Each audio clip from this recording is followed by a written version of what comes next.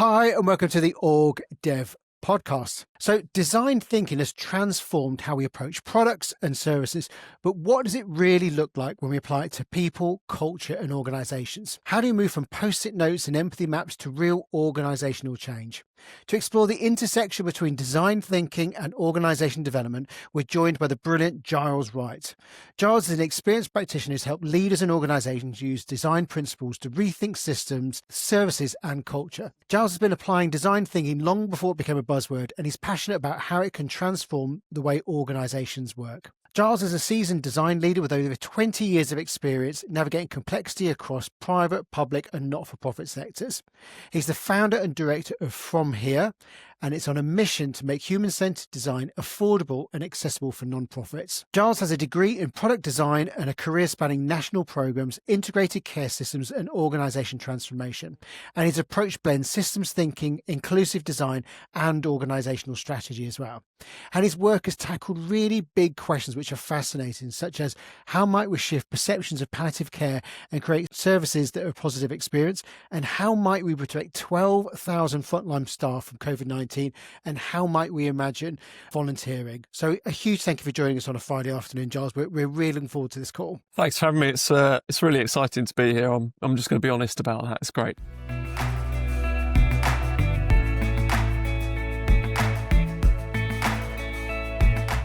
We're really excited to have you with us as well. We've got lots of questions. This is an area we've been kind of keen to explore, so I think we're going to have a really good conversation. So Garen gave us a bit of a kind of headline of what you do, but could you just expand on that a little bit more and bring it to life for us? What is the work that you're doing or do? Yeah, sure. So I think design runs through my veins. So I call it work, but actually it's just joy. It's just what I love doing. It's natural to me. What I'm commissioned to do is to work with clients that have an idea of the change they want to make, whether it's a structural change or a service change or some sort of transformation in their organisation. They're struggling with the how to do it and how to land it well. So often what I found is people can articulate what they're trying to achieve. They can often articulate why they want to achieve it, what's driving it, and then really struggle with the how, and they get quite fearful about doing stuff. There's two purposes, isn't it, to most organisations? One is deliver on your goal, your mission, and two is to de-risk it, make it as low risk as possible, right? So in the charity sector particularly, obviously funding is tight and nobody wants to waste money. So doing the how really well in a way that it's going to land as positively as possible is the bit I think I help the most with. And then we've used that term design thinking. Not everybody will know what we mean by that, and there will be lots of different variations of what we mean by that. So how do you define design thinking? What are the kind of core principles for you? Yeah, so design thinking is a label, you're right. And as practitioners, we like to put labels on things we do, don't we? That's kind of how we feel special, I think. So design thinking, human-centered design, good design, all of it is pretty much the same thing. It's about getting you from here to where you want to be in a way that involves people, gives genuine insight, creates fresh ideas, exciting possibilities, but then crucially does it. So design is a verb and a noun, right? So design isn't the kind of shiny thing that spits out the other end. It's also a process that gets there, and it's about answering the brief and delivering against a problem. For me, design thinking is special because it actually starts by designing the problem before designing the solutions. And what I mean by that is often clients will say, this is the problem. This is the frame that we want you to enter our system with. Design thinking takes a step back and goes, is that actually the problem? Let's just check that, make sure it is that. And sometimes actually people have a light bulb moment in the room and go, oh, that's not the problem, is it? It's actually that. Right, cool. Let's lean into that and deal with that. Sometimes it is spot on and it's pretty straightforward and you work with that, but then design thinking opens up. It diverges our thinking. It helps us to be really creative and wide-ranging about our idea generation. And then, crucially, converge that down, because organisations need to get to a point. We can't just drift around in ideas all the time. We have to take them forward. So it then narrows them down, and we test stuff, and we try stuff, and we evolve it, and then we launch it. And then guess what? We go back and evolve it and play with it again and keep it fresh. Fabulous. And then one of the things we said, this is about the kind of is it like the intersection between design thinking and organisation development, or kind of the overlap? What does that look like for you, kind of bringing the two disciplines together? Yeah, I'm genuinely really excited about it, and I've been on a bit of a journey. So I qualified as a designer, as the intro said, back in sort of the early 2000s, and I was really privileged to be in a degree course with a course leader, Mike Goatman, who was forward-thinking, was bringing in the ideas the likes of IDEO were having about human-centered design and sort of new vision for design. And design thinking then was very much about products and services to an extent. I think it's been on a bit of a journey, and there's other authors that have written books about how you can apply it to organisation dynamics and organisational design, so the techno-structural bit of OD. So I think that's where it intersects. For me, it's about designing the intangibles just like we design tangibles. So the process is very similar. And actually, org development, I've worked with org development practitioners that do very much the psychology and the team dynamics work. That's not so much my bag. But I can see our process and our thinking is quite similar. You do your diagnostics, you do your defining, you do your development of interventions, and then you test them and see what and measure and see what you get. So I think there's quite a few commonalities. I think design thinking for me is rooted in the kind of, like I say, the real nitty gritty of the how and the what and kind of landing stuff and trying stuff and creating it with people, rather than kind of applying lots of theory and practice. That's valid too. It's just slightly different in my space. And I know when we did the pre-meet, you gave us some really lovely examples of the work that you've been involved in, which I think really kind of brought it to life for me, kind of what it means in practice. So I think there was the COVID example, wasn't there? Can you explain a bit more about that to bring it to life for people? So I've worked in health sector for about 18 years or so, private sector before that. And when COVID hit, I was working in the NHS and I was leading workforce wellbeing. It was a portfolio I had as a senior leader. I've always applied design thinking, whatever the portfolio is that I've had or the subject matter expertise that I've been asked to have. So when COVID landed, it was like, okay, Giles, how are we going to protect the 12,000 staff that work in our organisation in a large teaching acute hospital? It's kind of like, right, whiteboard, scribble, think. And for me, again, design thinking, it's about knowledge that already exists in a system, but it's crucially about developing new knowledge that doesn't yet exist. So we don't know the answers. COVID, we didn't know the answer. We didn't know how to roll out a mass vaccination program. It had never been done on that scale in this country or in the world, in fact. We didn't know how to mass test for COVID. COVID hadn't existed before. So all these things were new problems that needed new novel solutions, and they were massively steeped in complexity. And again, design thinking loves complexity. It loves ambiguity. It loves working through answers or working through to get to answers. To play it out, Danny, basically, designers don't have the answers. They have the questions and a process and some tools. So my role was to convene people that would have some knowledge and could create the new knowledge. So we had clinical specialists, scientists, operational people, facilities people, technology people, so on and so forth, in a room. And we said, right, here's our problem. Do we agree this is our problem? Yes, it is. And that actually was quite clear. How do you roll out a vaccination, a novel vaccine, to a huge population in record-breaking time? Pretty clear brief. What we did was we looked at the technical. So you look at the technology, you look at the medicine management, you look at the clinical practice, safety, all those things, but also think about what is this system? The system is a large volume of people going through a particular space and a particular intervention pretty quickly, hopefully low stress, really effectively, and have good flow. And that was pretty much it. And by the way, don't harm them and don't give them COVID. So they were the parameters and the things we were working with. Right, so how do you do that? Well, we don't know how to do it for COVID vaccination, but we do know that other events exist in life where large volume of people go to something, go through it well and have a good experience and come out the other side. So big music events or, theatres or whatever, sports event. Well, what can we nick from that then? How can we apply that stuff to this and then wrap around the technical?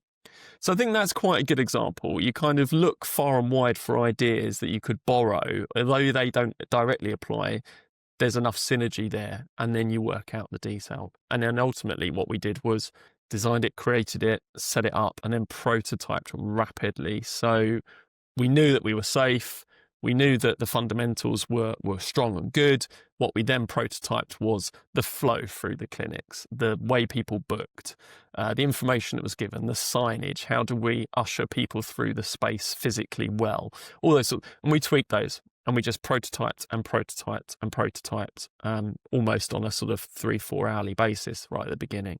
And that's how you do it. There's loads of fascinating things that you've shared there, and the solution seems brilliant. Like bringing the outside in and looking at it from other models. Like saying this is not a medical problem. This is actually, it's an entertainment industry have dealt with this as well. I'm really interested about how you actually convene people. It's one thing to bring clinicians and scientists and nurses and administrators together. How do you make the magic happen? Like, is it like, how do you even go about doing it? Yeah, I think that's the age-old challenge for any of our work in OD, isn't it, really? And change generally. So I think for COVID, it was slightly unique in that there was a common enemy that united everybody, and it was a very clear purpose. So I think that was the helpful narrative, really, that we were working with. I think in other times, other places, other problems, it's different. It's not always everybody around the table enthusiastic, ready to go and fight the fight. Sometimes you have to work with that narrative and help people understand that there is a problem and agree that there is a problem, or get them from denial or get them from confusion and work for it. And that's the skill of convening. And I think, again, that's one of the lovely intersections with the work that I'm doing is the skill in OD intervention is to get people on board and work with the system and the problem and the challenge. And it's the same for design and design thinking.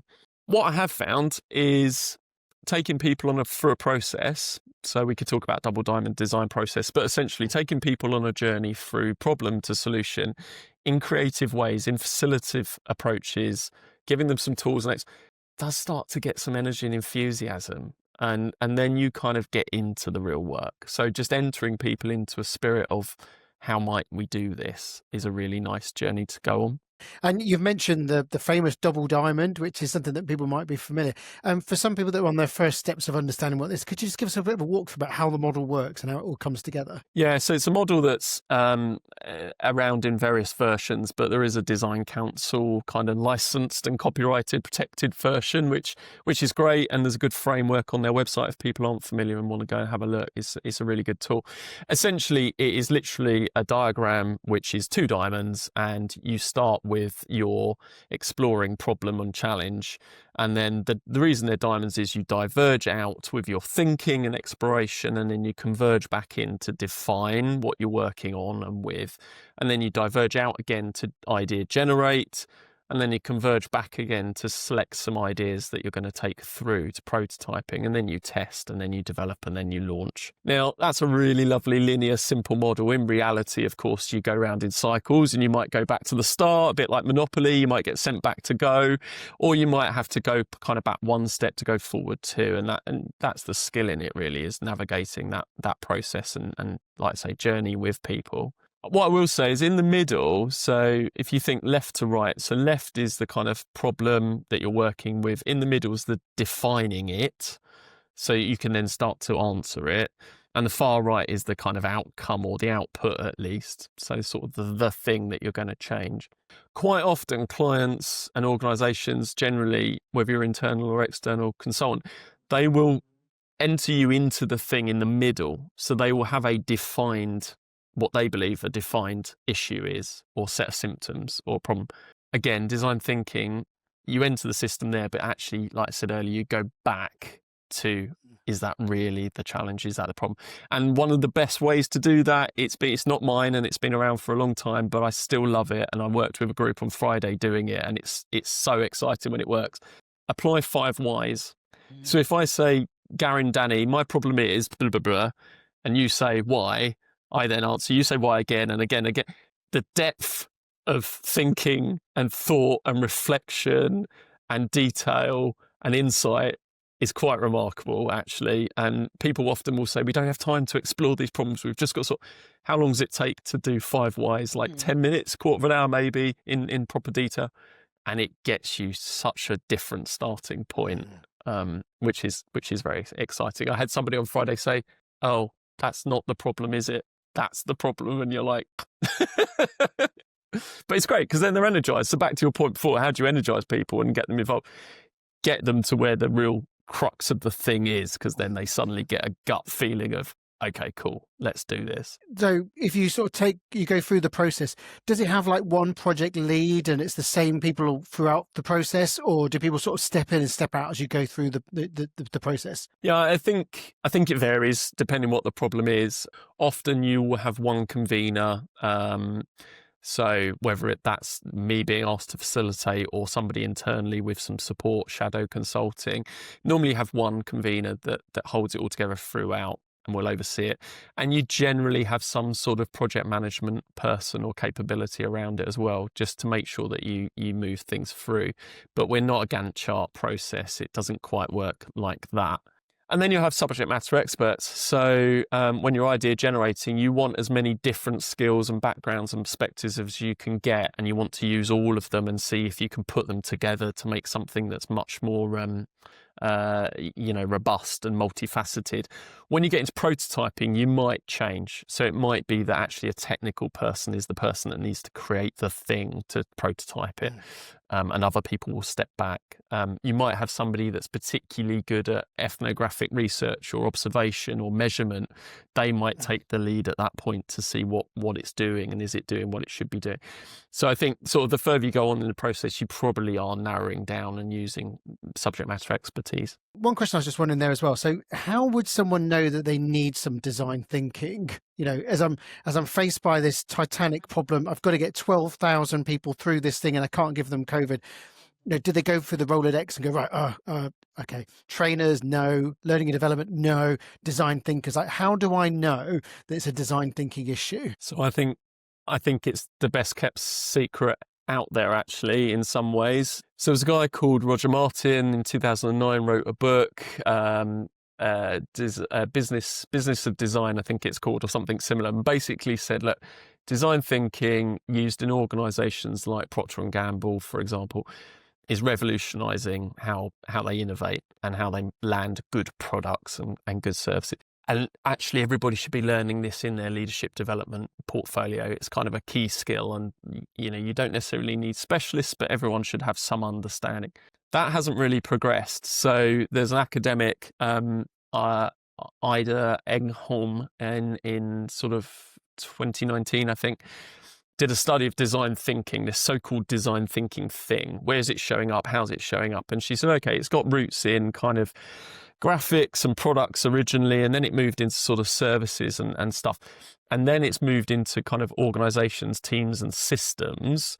And it could actually work on much bigger population size challenges or countries or even the world, kind of climate change types. But in reality, in 2019, 90% of design thinking or design thinking and doing was still focused on the kind of graphics to sort of services type stuff, and only 10% really in organizations and system change and design. So I think it's still pretty out there. So I don't think most leaders in most organizations will go, I need a design thinker, where's the yellow pages? I just don't think it's like that. I think what they do is they go, we've got a problem, we need a creative solution. Who's around that's good at making stuff happen? Who's good at problem solving? And actually, when I've looked at my value proposition out there, I'm not really selling myself as a design thinker or a human-centered designer. I did start that, funny enough, and I gave myself a label and an identity. But actually what it is people just want effective problem solving. That's kind of it. And this is a great way of doing it. Hi, we're just pausing this interview for a moment. Have you ever finished an episode of the OrgDev podcast and wish you had a cheat sheet that summarises all of the key points? Us too, so we made one. It's called From Pod to Practice, and each week in our newsletter we'll share a 2-page summary of the latest OrgDev episode, and it includes key takeaways, a reflection prompt, and one small action you can try. And it's all in a digital format with space at the end to add your own notes and reflections, and it's designed to help you take the learning from the podcast into your day-to-day work.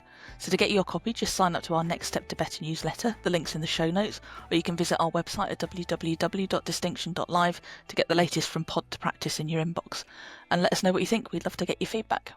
So, Giles, what was your journey into the field? You've had a fascinating career to date, haven't you? Yeah, I've had, fascinating is one description for it, Gary. It might be also called squiggly. I don't know. You can be the judge. But yeah, so one of the things I've learnt from OD is kind of use of self and self-reflection, and I'm quite a big fan of that. And I've done a fair bit of that over the last year or so, and kind of working out where I've come from and why and how I've ended up where I've ended up. I think kind of going back, not wanting to turn this into a therapy session, but kind of going back to where I started as a young person, as a child. I was quite a poorly kid. I had a lot of quite severe asthma, and I spent time off school, and I had to be plugged into a nebulizer to get meds and all that kind of stuff. And I spent a lot of time with a tray on my lap and just kind of doodling and drawing and making stuff like lots of kids do, I guess, but I did it kind of on an uber scale. And I remember designing kind of fictional businesses and products and shops and all sorts of random stuff and brands and things. So I think that's kind of where it started. It was this sort of getting in my own world and my own space and kind of creating it. It was quite good fun and probably a bit weird for most average kids, but it worked for me. And there was a bit of skill development, I guess, in there as well, kind of drawing and stuff. And then fast forward into school, I didn't like primary school. I quite enjoyed senior school. I liked tech, and I got introduced to design, technology and art and all those good things. And they were by far my favourite subjects. And then I thought, I might be an architect. I quite like the idea of creating buildings and structures and stuff. Then I kind of went, 7 years, I'm not so sure I want to study for 7 years. That seems a bit heavy. What else? Basically, I went to college and did graphic design, and I kind of wanted to step out of the school environment in something else, a bit more freedom. I went to art college, absolutely loved it, just getting kind of covered in stuff and making things out of bits of card and all that kind of, it was great. It was like playtime for teenagers, and it was kind of getting something out of it as well, qualification. And then there was something about the tangible. So this is this sort of interesting journey of something about making things and solving physical problems. So I went to university and I studied product design. But when I was there, like I said earlier, it was introduced to human-centeredness, kind of seeing the world through the lens of the people you're trying to impact and improve lives for. And my major project was in a piece of paramedic equipment, because I wasn't really into kind of designing phones and headphones and shiny stuff. I kind of wanted to solve the world's problems and kind of do things that mattered to lives. And I went and spent time with paramedics and observed that it was really difficult for them to lug all their kit around, and they had umpteen bags and blah, blah, blah. And I said to them, I've noticed this. Would it be useful if you had kind of like one trolley, like a suitcase with everything in, but like really well organized? They said, that's amazing. Yeah, that would be great.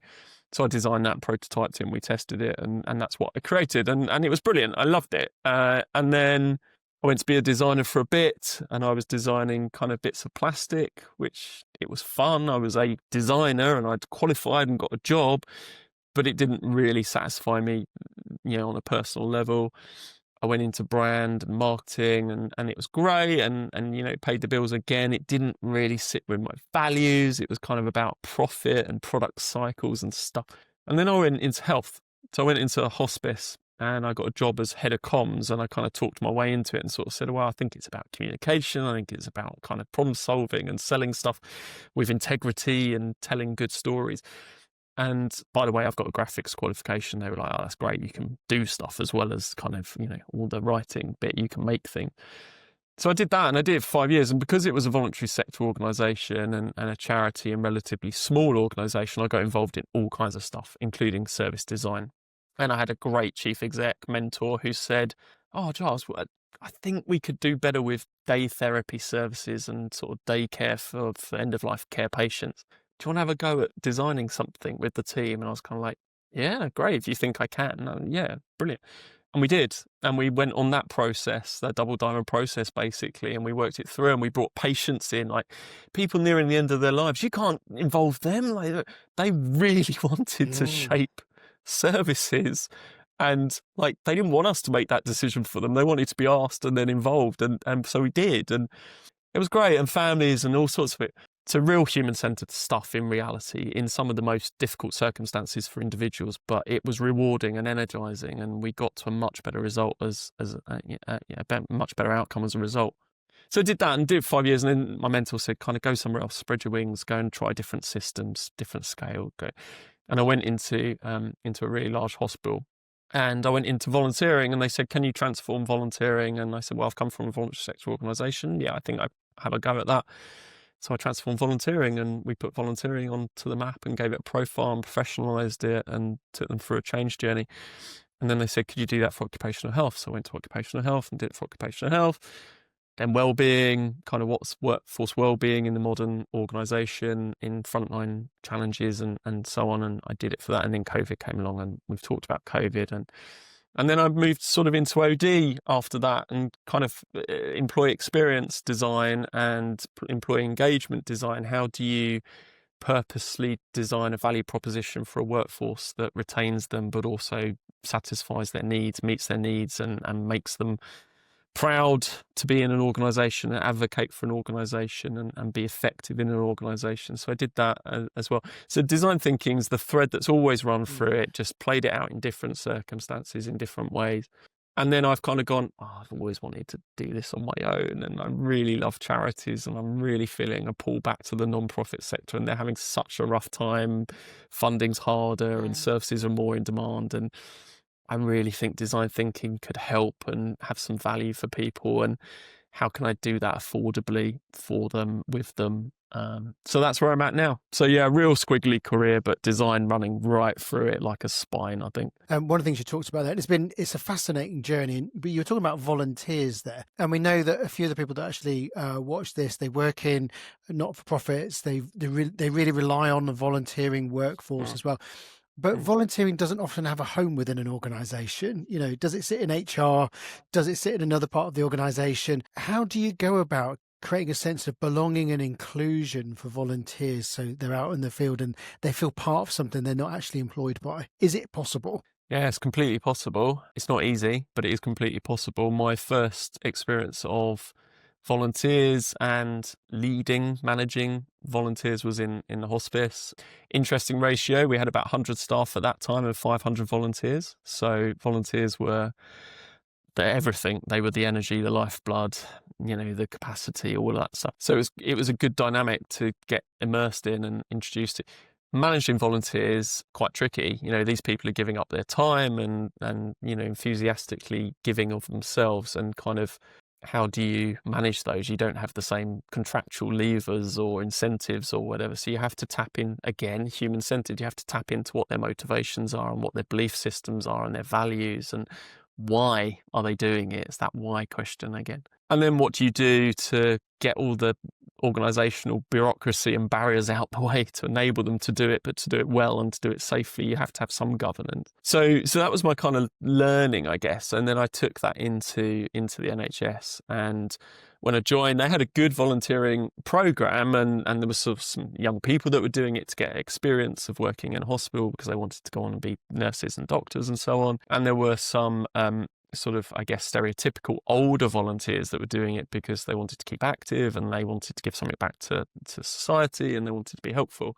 The challenge was that there was a perception of volunteers that they couldn't do certain things because they weren't paid, because they weren't qualified, because they were sporadic, i.e., less than part-time, didn't have relationships, connections, trust, all that kind of stuff. So that was like, that's a problem statement. Again, it's like, just begging for a design solution. How might we change those things? Because fundamentally believe that actually volunteers could be a really good, useful part of the workforce that would work for them and for patients and for the organisation. So set about talking to them, watching them, listening to them, working out what the barriers were, what the issues were. How could we build trust? How could we build competence and capability? How could we build connections and relationships? How could we design new things that they could do that were answering real problems that our paid staff had or patients were experiencing? So lots of observation, lots of listening, lots of talking, lots of relationship building, both with volunteers, but also paid staff, clinical staff, ward staff. And then get a set of things like tasks. How do you do that stuff? How do you design training? How do you professionalize them? How do you put them on the map? How do you give them a profile? How do you give them a brand? How do you give them an identity? And again, looked out looked, where can we do that stuff? Who does that well? How do you design belonging? And at that time, Starbucks was kind of saying, Starbucks is the third place, right? The third place. So you have home, you have work, and then you have Starbucks in the middle, which is where you kind of go for a drink and to meet people, and maybe you do a bit of work there or whatever. Okay, cool. How could the hospital be the third place for volunteers? So they have their social life, they have their family and home life, and then they come and do volunteering, the third place. And that's what we did. We created it as a third place. So we literally created an environment that was welcoming and friendly. And I had a very small team, but they were there to be like baristas, welcoming and, creating relationship and getting to know people and talk to them like humans. So we did that stuff. And then we learned from Starbucks how do you create a brand and identity. So we've got them into uniform. We made them feel professional because they looked professional. We put them out into the rest of the hospital, and people started seeing them in this bright red thing that wasn't a colour used in the hospital, and it had volunteer very proudly emblazoned on it. And then they became the thing, and people trusted them for being a thing and having a profile and a presence. And then we wrapped around the governance. So we trained them really well. And we said, we can train volunteers. They're perfectly capable of learning. Let's do some training. And then we taught them sort of skills, and we got them assessed by clinical people so they felt confident they could go and feed patients, or they could help with personal care, or whatever it was that they would do. And we prototyped, and then we tweaked and we adjusted. And then word spread. And actually, I think one of the best things we did was we put a massive board up in the main entrance of the hospital that said, volunteers are here to help you get to your appointment, because that was a huge patient experience issue. It was a massive site, loads of clinics and places to get to, and it was a real headache. And we put volunteer guides in, and we said they're here. And within about 2-3 weeks, patient complaints were dropping and improvements were coming up, and positive experience was coming up, and people were saying, this is brilliant. It's taking the anxiety out of my hospital admission. I was running late and the car park was busy, and I was really afraid I was going to miss this crucial appointment I've waited time for, but you got me there. Or, taking your child in that's having a tough time, and just seeing a smile and somebody that looked like their grandparent or their brother or sister taking them with them to their appointment was kind of human. And again, it's that human-centeredness approach. Right. I can attest to this because my youngest was born as Adam Brooks, where this was carried out, and I spent many hours walking around Adam Brooks, and I can attest that when we went to appointments, it almost felt the same support you get in a marathon getting to an appointment, in terms of volunteers cheering you on. You can do this, because Adam Brooks is absolutely. like a city. It's a huge, huge place. One question I just wanted to ask on the back of that, one thing that you talked about there was observation. Now, that's a very often overlooked element. We run focus groups, we love to interview people, but to actually observe people in the field and get a feel for what's it like, how do you do it? Like, what's good practice to observe, and what are you looking for and what are you noticing? Yeah, I'm not personally a fan of focus groups. I think they're fine to a point. It's like most things, they've got a purpose and they will get you an answer, but is it the answer that you need? Is it enough of a tool? Generally, when you ask people what is it they want or need, they'll give you something, but it might not be the answer to the actual problem. It's back to what we were saying earlier. So there's an example of a vacuum cleaner company, remain nameless, that was holding focus groups, and they were saying, what's the problem with this thing? And people were saying, well, the brush head could be pointy because then it could get into the corners of the room. And they say, fine, we'll make a pointy one, that's fine. What colour would you like it to be? Oh, could it be red? Because blue's all right, but it doesn't, red would be quite cool. It would be a bit more sexy. Yeah, fine, we'll make it red. And anything else? Well, it could be a bit taller so that I don't have to bend quite so much. Okay, we'll make it taller. Dyson said, I've noticed the thing is, like vacuum cleaners, they just don't clear up everything. Isn't that kind of pointless and annoying? I'm just going to make them work better and then try and see if that helps and see what people think. And guess what? He became market leader and people absolutely loved it. They had no idea that they had a problem, but he did. And then they knew that it was a problem because this thing now worked better than it's ever worked before. So that's a really nice example of focus groups will give you an answer, but actually observing and then testing and trying some different stuff out might get you a better answer. So yeah, I'm a fan of observation. I think designers are naturally curious. I think designers are naturally optimistic. possibly even a little bit naive. We think we can always change something and always make something better, but you kind of have to have that belief, right? And that's on behalf of a system. As long as it's with good motivation and purpose, I think that's fine. So yeah, observe. You can ask, and you should listen really, really well, and listen more than you ask probably, or speak, but that's not enough on its own. A question I had, particularly working in non-profits, obviously, hugely under pressure, limited resources, everything feels urgent. How do you make the case for engaging in design thinking, which people might perceive as, it's going to take time, we're going to experiment, we're going to fail. Have we got time to do that? Have we got resources to do that? How do you address that challenge?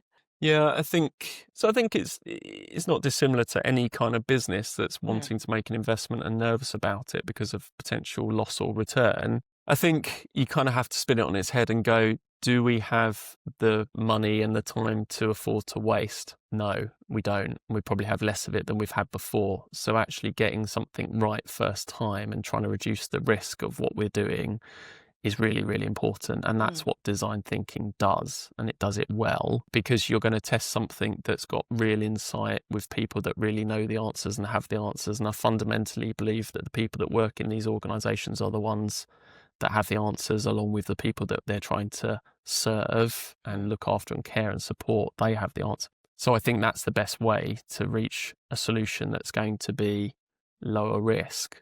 I think it is brave particularly to invite somebody in from outside and to invest in that. That's why I'm trying to make it ethical and affordable. I want to do good work in the world. That's my kind of value base. I'm not out to become a millionaire on the back of it. I think it's still a brave commitment. But look, if you've tried everything else and you're still not getting the result you need or want, it's time to do something different. And again, design will give you something different. And the other question I had for you, what makes somebody a good commissioner of your work? Who are the clients or the commission you go, yes, they've got it. This is the sort of person I can really do good work here. Yeah, so I'm working with an organisation at the moment, and the person that's brought me in is quite entrepreneurial by mindset, is willing to think differently, gets energised by being agile, which I think a lot of non-profit leaders actually are, because they have to be, and that excites them. Bit of survival instinct and mentality, I think. But fundamentally, they're open. They're open to sharing. They're curious. They're wanting to listen. They're wanting to work with. So it's not kind of a brief lobbed at me and then see you in 6 weeks' time. It's kind of here's what I think we're wrestling with. Can we kick it around together? Can we work it through together?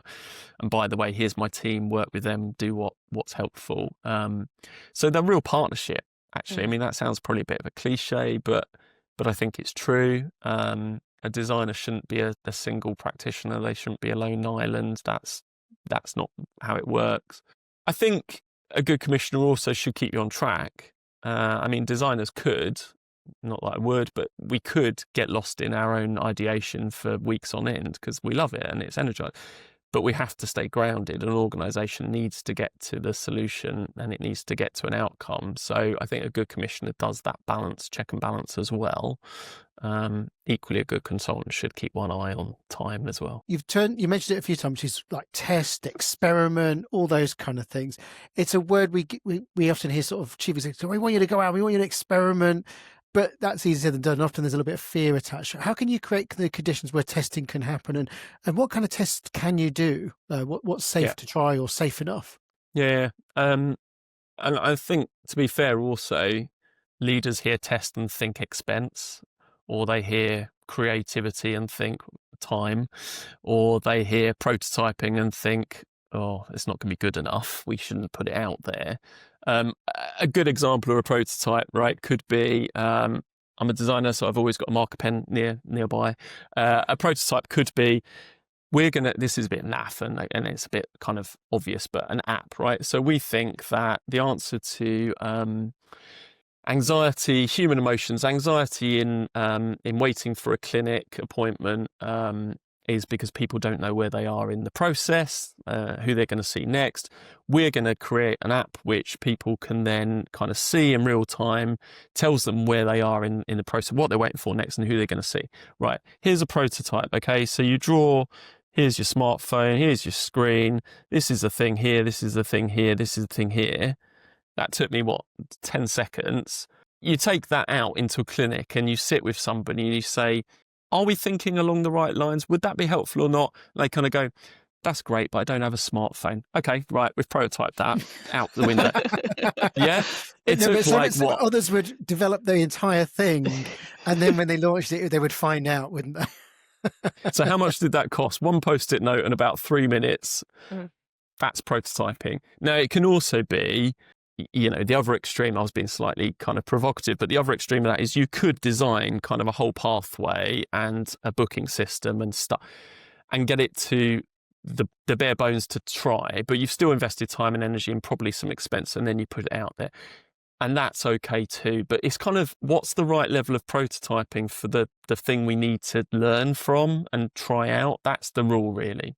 So you're always looking to do it as quick and cheaply as possible, as early as you can, because again, that will send you down the right road, not down the wrong road, to what you were just saying, Garen.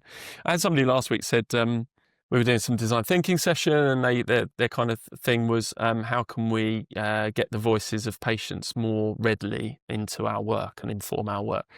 And somebody said, well, you can't. And one answer was, we could phone them up and just kind of talk to them and listen and then seek permission. People say, well, you can't prototype that. It's kind of like, well, you could. You could get permission from some people, and then you can make 10 phone calls and see what you learn from it.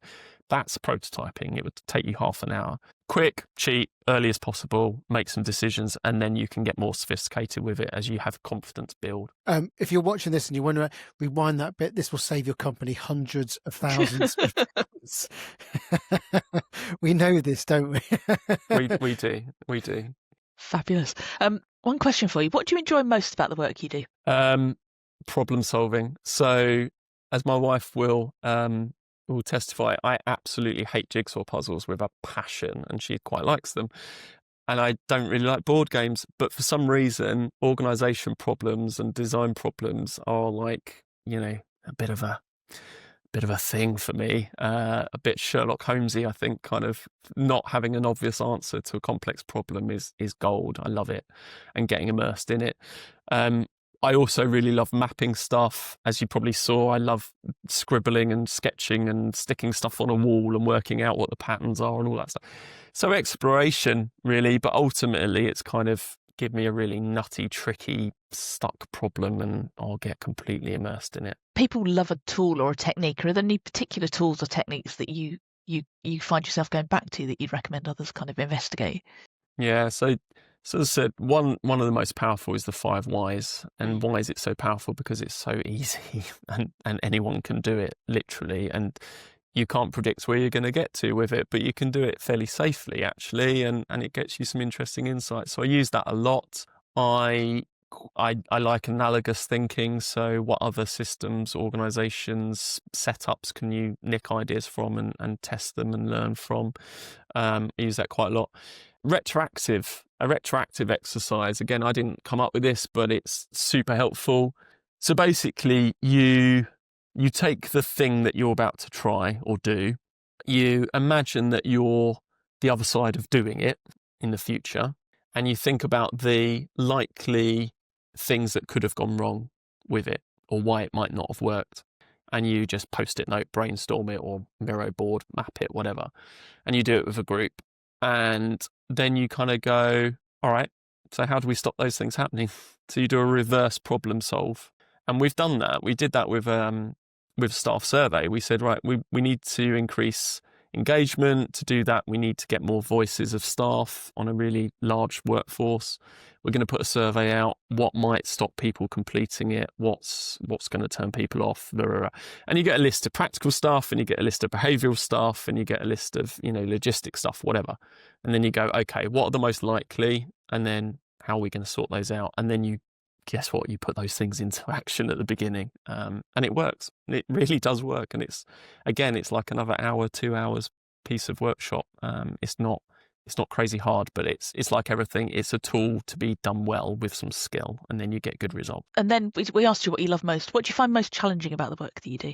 It doesn't happen very often, because generally when people ask you to help, it's because they want the help. But every now and then you'll take people on a process, you'll get through to some really exciting ideas really encouraging, fired up, and then people, for whatever reason, will panic and not do them, or think of a reason why it's not now, it's not the right time, or whatever. As a problem solver, you want the problem to be solved, and as a designer, you want to see stuff created. So that can be quite frustrating. But again, use of self as instrument, you kind of have to think, well, what's going on in the system that's the reason, and it's valid. It's totally valid, and it's real. And maybe, you know what, maybe the problem at that point is, how do we solve that to enable the things? So I've kind of matured in life. I've stopped being sort of slightly upset and disappointed practitioner going through to the kind of that intersection with OD again. Okay, let's switch this to being a behavioural problem then, and work with people where they're at to do that bit. So Giles, what's particularly interesting you in the field at the moment? Is there anything that's emerging or new ways of working that you think, yeah, do you know, that's really worth exploring, or something you're just starting to use yourself? Yeah, so I think what's interesting is some patterns I'm noticing, and I've been testing out with some other colleagues, both in design but also in sort of wider OD. So I think what I'm noticing is there's a real hunger for complexity to simplicity in organisations. They realise they're in a complex world, complex systems, complex dynamics, and are absolutely craving simplicity. And to shift from one to the other possibly isn't doable, but there is a way to structure what they're working with and help them make steps. So I think that's a really interesting thing to kind of explore a bit more.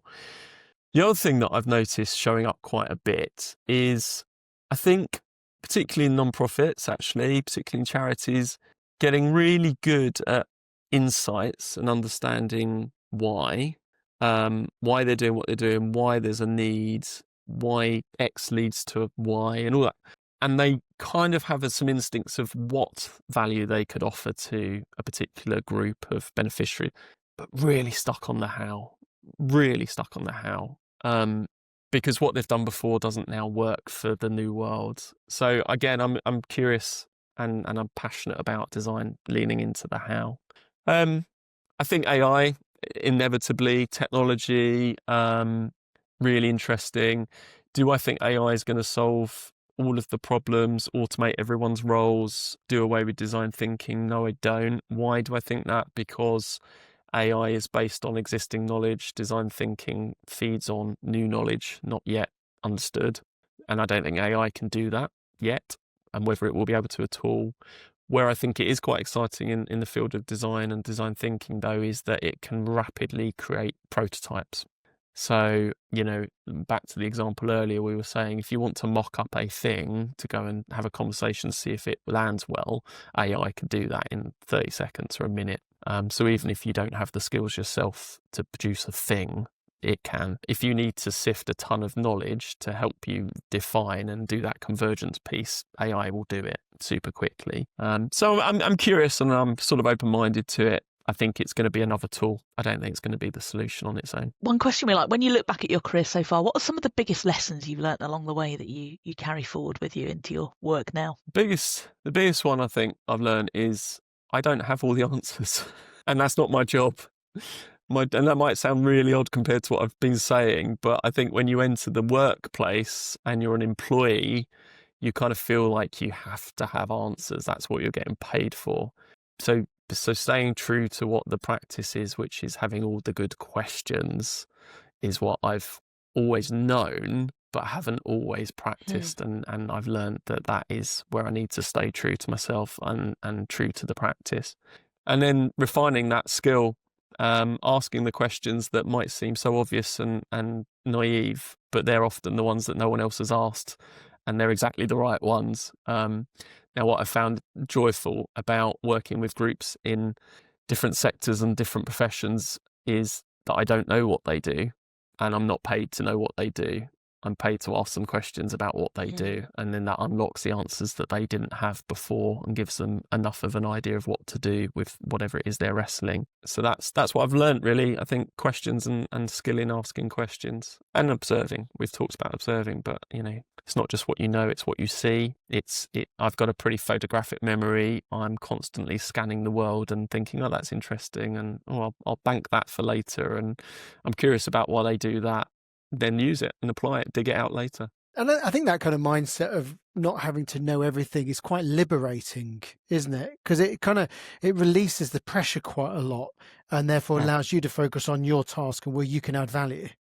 Yeah, I think that's true. And again, kind of as you go through your career, I think different points, that imposter syndrome thing bubbles up. And I know people talk about that quite a lot, and it's kind of okay to talk about that. It's become okay and acceptable to, but it is true. You kind of, particularly when you're doing something and becoming expert in it, it's so natural and kind of second nature that you think, well, surely everybody knows this. And like, I feel a bit fraudulent. This is so obvious and simple and straightforward. And then just kind of checking yourself and going, no, that's why you do it, because it is natural to you and you've learned it. But the world doesn't actually know this design thinking thing or have these tools. If they did, you wouldn't need to do it. So yeah, it's okay. I think throughout this entire episode, I thought, I want to spend a day in Giles's brain.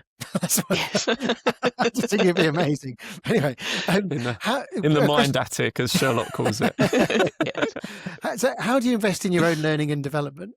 So you possibly can't quite see it, it's off camera, but I've got a whole kind of bookshelves, plural, he says slightly nervously, because every week there's a package coming from World of Books or Amazon or other retailers are available. And my wife kind of goes, now what? Now what are you reading? And on my bedside table, there's a stack of books, invariably design or OD or something similar. I've always been slightly obsessive with non-fiction reading and that kind of stuff. That's always floating my boat. So I read a lot. I'm trying to read around the subject more, actually. Which I think is a good thing. But there's so much out there, and it's sort of slightly addictive, I think, for me. So I do that. I really value relationship and community, and as a consultant, there are just lovely people out there that are also doing consultancy work and are just happy to have a coffee and a chat and share, and there's slightly more structured forum. I love that stuff, and I love talking to people that do slightly different practice and slightly different sectors and things. And again, just sharing the kind of synergies and transferables and thoughts, just kicking around stuff and kind of going, I've noticed this, what do you think? And going, oh yeah, I've noticed that too. What do we make of that? That's all quite exciting, and it's development. And have a coffee and a chat seems slightly fraudulent to call it learning and development, but it is. And that's true. So let's do it. I'm also a book lover. I love a book, and my reading pile's always huge. So are there any particular books that you'd recommend that stick out for you, that you'd recommend others read? Yeah, so I think, so there's loads around design thinking and human-centered design and organisation design. So we can put a book list together quite happily and share that. I think if you're going to read just one and it's quite a straightforward read and it's really practical, I'd recommend Tim Brown from IDEO, ex-IDEO, and his book called Change by Design. Again, it's probably more towards sort of profit sector, but actually the models, I use them all the time because they're really straightforward, very practical, steeped in decades of doing it and seeing it work. And if it works for massive global companies that IDEO work with, it's probably transferable to smaller niche organisations in different sectors. So Change by Design by Tim Brown, bit of an icon. And the question we always like to end every episode with is, what advice would you give to someone who's just starting out in design thinking or is frustrated? And besides obviously calling you, which we'd really encourage you to do, and your details will be in the show notes, but how might they think about entering the field or learning more? So entering the field, there's a number of routes. So you come up through traditional design. We haven't got time in this podcast to get on my soapbox and talk about design education, but that's a real bugbear of mine. I think we've taken creative learning out of the curriculum too much, and it's a shame because I think people need that abductive thinking, that divergence of thinking in the workplace now more than ever. I would say get hold of a book, learn the basics, and just go and try it in your context and see what you get, because it is a practice. It's just going and having a go and then seeing and then building on it and just keep going. Trust it, trust the process. Very good friend and colleague of mine, Toby Lindsay, who you've had on the show before, he said to me a long time ago, trust the process, and it's so true. So just go and have a go and get on with it. And if you want to then wrap some formal qualification and stuff around it, there's plenty of ways to do that out there, and I'm really happy to talk to people about that. But doing it is the learning. Some of the advice that comes out, because organisation development as a field, is like, look around your organisation. There's always things that can be improved, aren't there? Is that a tip for somebody who maybe feels trapped in their own role and thinking, how do I get out there? How do I get some runs on the board? Yeah, I think so. Be a bit under the radar. If you're a bit nervous or a bit new to it or not quite sure, pick something that people aren't kind of all staring at and scratching their heads over. Pick something that somebody hasn't noticed, that you think you've got a pretty good chance of doing something good with or sorting out. It might be a little process that is entirely yours, or it might be a way you work with somebody else. Just kind of pull them together, get a thought going, test it out, see what happens, and then if that works, try something a bit bigger, and then build your confidence. There's plenty of stuff that needs to be better, and there's plenty of stuff that can be designed. Those are wise words to leave us with. Well, I want to say a huge thank you, Giles. It's been a really, really lovely conversation. This is, we really wanted to bring in people that can expand people's thinking and help them think about things and you've got ticks all the way down on this. So we've really enjoyed this. So thank you. Danny, what are you taking away from the conversation? Yeah, it's been a lovely conversation. I've really enjoyed it. So I think you've done a lovely job of bringing design thinking to life and really making it tangible and practical for people to see what it looks like in practice. I love what you said about kind of the importance of defining the problem. The 5 whys is a brilliant tool. So really encourage people to go and start using that. And what you said about prototyping, making it quick, cheap, and do it as easy as possible and just prototype something, get going.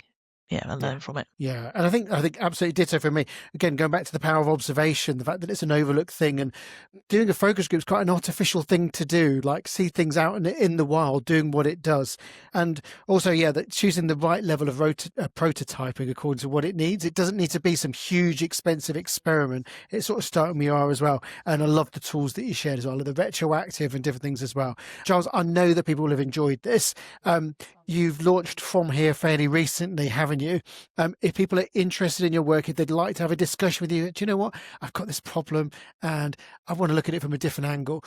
How can people follow your work or reach out to you? Yeah, thank you. So I'm on LinkedIn. Go and see what I'm thinking about on LinkedIn. But probably the best place to go is my website. So www.fromhere.design, and then my contacts are on there as well. So bob me a line, and really happy to have a chat. Brilliant. Well, Giles, thank you so much for joining us. Again, what we always say is if you're watching this and you think someone needs to be introduced to the world of design thinking, if you think they're stuck with a problem, then please do share this podcast with them. We get so many brilliant stats every single week of how much this is shared. This week, we've hit 100 countries, which is a fabulous achievement. So wherever in the world you're watching this, we just love the fact that we've got people joining us from across the globe. And that's been such a brilliant thing. And the community is growing as well. So if you've enjoyed it, hit the like button, please share it. But most importantly, I want to say a huge thank you to you, Giles. You've been really generous with your time, your expertise and your insights. It's been a fabulous episode and we've really enjoyed it. So thank you for coming with us today. Thanks very much. It's been delightful and I'm really grateful. Thank you. Fabulous.